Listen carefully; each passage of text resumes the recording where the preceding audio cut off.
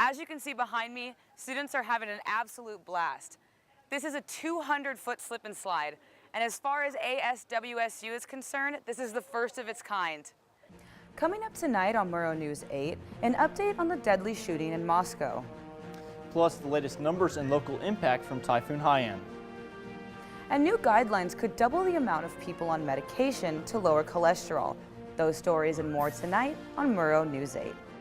Yesterday, the ASWSU Student Veterans Committee celebrated Veterans Day with a flag ceremony. Murrow News 8 reporter Amanda Rowley has the story. When asked about Kernich Drew's steal, Coach Ken Bones said it was nice to see, and at some point you need to have fun. It's all a part of the game. On Twitter's first day as a publicly held company, its stock closed at $44.90, with a 73% increase from the IPO price. The company now has a market value of $24.5 billion. Stock markets in general did not have a good day as Twitter did. All three major indexes ended the day down. You can visit WSU's website for more information and a full list on Dad's Weekend activities. Police in Kent are investigating after an 8-year-old walked into a hotel and told workers she had been sexually assaulted. A 14-year-old boy was taken into custody yesterday in connection with the case. Officials say the two knew each other. And in baseball, Cy Young winners were announced yesterday. Supporters of the Movember campaign are help raising awareness by becoming walking and talking billboards for the entire month of November. For more information on the Movember campaign, you can visit WSU's Wellbeing website. For Murrow News 8, I'm Nina Dore. Nina, how did this all unfold? Well, Nicole, we know that social media reaches a lot of people very quickly. And in this story, one woman's loss was the loss of her followers as well. As always, you can get all your local news over the weekend on Twitter. Just follow Murrow News 8.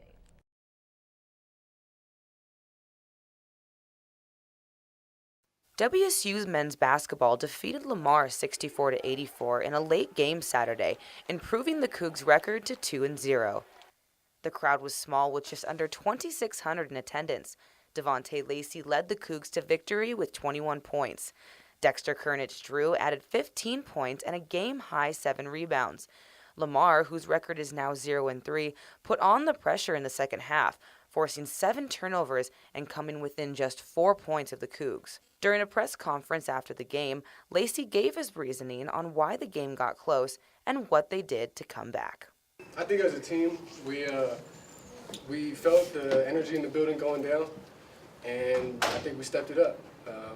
Got to what got us that lead in the first half, or that 18-point lead or something. And we continued, we went back to what got us that lead. And we stretched out the lead back again, and we sealed the deal. Sure. It also helped when Kernich Drew produced a stunning steal and dunk to fire up the crowd towards the end of the second half.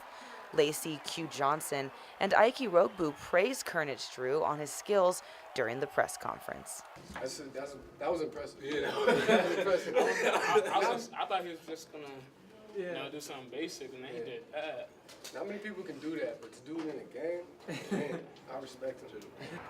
When asked about Kernich Drew's steal, Coach Ken Bones said it was nice to see, and at some point you need to have fun. It's all a part of the game. For Murrow News 8, I'm Nina Dore.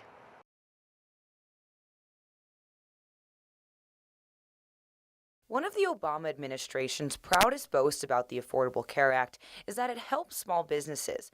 The White House website says that Obamacare makes it easier for businesses to find better coverage options. It claims that it stops insurance companies from taking advantage, giving the consumer and business owner more control and making health care coverage more affordable. But one local business owner in Pullman isn't buying it. Tony Poston is the owner of College Hill Custom Threads and has 11 full-time employees. Currently, half of his employees over the age of 26 are eligible for a reimbursement on what they pay for their individual health plans.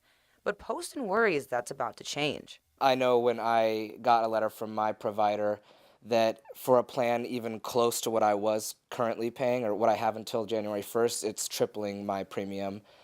So the employees that we do a reimbursement for, the reimbursement that we do is not even close to being able to cover all of their costs. The White House website claims that small businesses with 25 or fewer full-time employees will see a tax credit.